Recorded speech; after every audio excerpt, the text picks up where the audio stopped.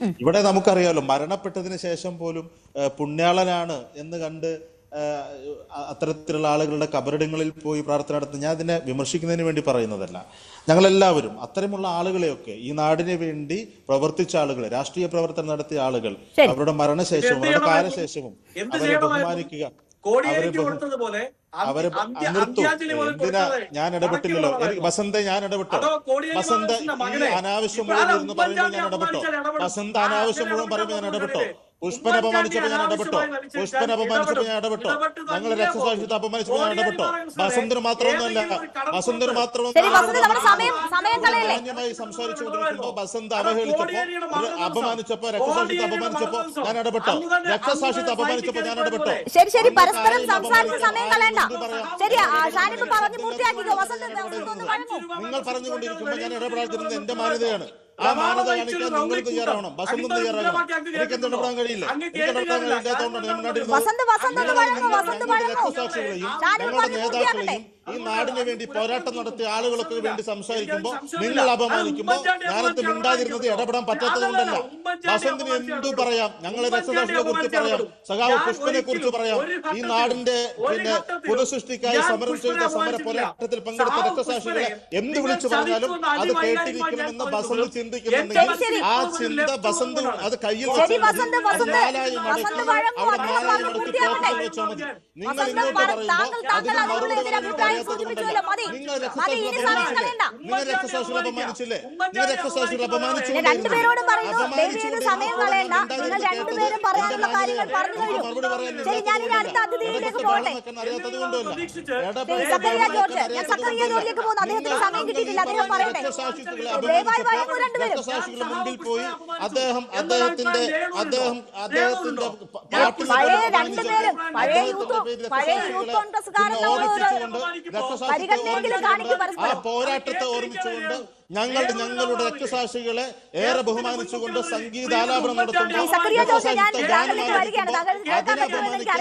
സാധിക്കുമെങ്കിൽ അതുപോലെ തിരിച്ചു പറയാൻ എനിക്കും സാധിക്കുന്ന ഒരു സൂചന മാത്രം തന്നതാണ്. അതുപോലെ തിരിച്ചു പറയാൻ എനിക്കും സാധിക്കും. നിങ്ങൾ എന്തിനാണ് രക്തസാക്ഷികളെ അപമാനിച്ചത്? അവിടെ പോയി പിന്നെ രക്തസാക്ഷിയായി കിടക്കുന്ന അല്ലെങ്കിൽ നിങ്ങൾ എത്ര ആളുകൾ മരണപ്പെട്ട ആളുകൾ കോൺഗ്രസ് നേതാക്കൾ മരണപ്പെടുമ്പോൾ ഇല്ല മരിച്ചിട്ടില്ല എന്ന് പറഞ്ഞ് മുദ്രാവാക്യം വിളിക്കാറില്ല. ഇല്ല മരിച്ചിട്ടില്ല എന്ന് പറഞ്ഞ് മുദ്രാവാക്യം വിളിക്കുമ്പോൾ അതിനർത്ഥം ആ നേതാക്കൾ മരിച്ചിട്ടില്ല എന്നാണ്. നിങ്ങൾ കോൺഗ്രസ് നേതാക്കൾ മരണപ്പെടുമ്പോൾ കോൺഗ്രസ് നേതാക്കളുടെ മരണവുമായി ബന്ധപ്പെട്ട് ചടങ്ങ് നടത്തുമ്പോൾ ഇല്ല മരിച്ചിട്ടില്ല എന്ന് മുദ്രാവാക്യം വിളിച്ചാൽ അതിന്റെ രക്തസാക്ഷിത്വത്തെ അപമാനിക്കുകയാണ്.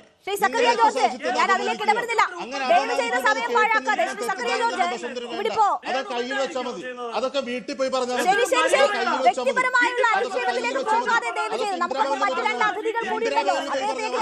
ഞങ്ങളെ രക്തസാക്ഷികളെ അപമാനിച്ച് എന്തും പറയാമെന്ന് വിചാരിക്കണ്ട. അതിന് മറുപടി പറയാൻ അറിയാം എന്നുള്ളത് കൊണ്ടാണ് ഞാൻ മിണ്ടാതിരുന്നതും മറുപടി പറഞ്ഞത്. മറുപടി പറയുമ്പോൾ നിങ്ങൾക്ക് വേദനിക്കുന്നുണ്ടല്ലേ? നിങ്ങൾക്ക് മറുപടി പറയുമ്പോൾ വേദനിക്കുന്നുണ്ടല്ലേ? ആ വേദന എല്ലാവർക്കും ഉണ്ടാവും. ആ വേദന എല്ലാവർക്കും ഉണ്ടാവും. ആരെ പറഞ്ഞാലും അതാരെ പറഞ്ഞാലും നിങ്ങൾ ആരെ പറഞ്ഞാലും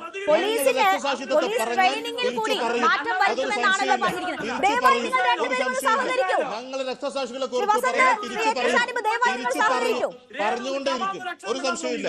ഞങ്ങൾ രക്തസാക്ഷികളെ അപമാനിക്കാൻ അത് കേട്ട് രക്തസാക്ഷികൾ അപമാനിച്ചാൽ തിരിച്ചു പറയും. എന്താ സംശയമുണ്ടോ? നിങ്ങൾ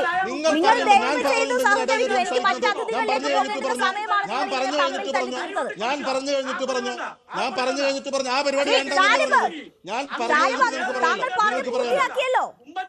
ഞാൻ പറഞ്ഞു കഴിഞ്ഞിട്ട് ഇല്ലല്ലോ, ഞാൻ പൂർത്തിയാക്കുന്നതിന് മുമ്പ് ഇടയിൽ കയറി പറയല് ചെയ്തത്.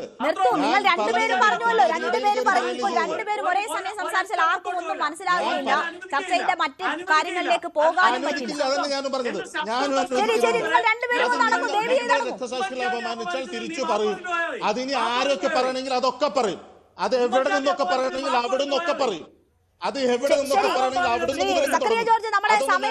നിന്ന് തമ്മിൽ തല്ലി തീർത്തു എന്ന് വേണം പറയാം.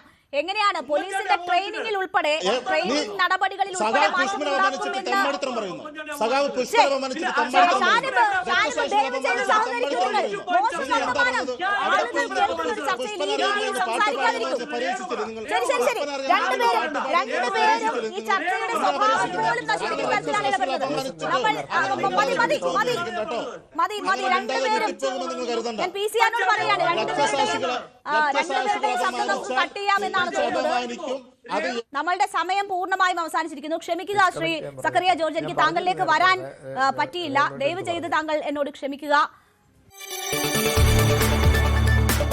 കൂടുതൽ വാർത്തകൾക്ക് news 18 Keralam YouTube channel subscribe ചെയ്യുക.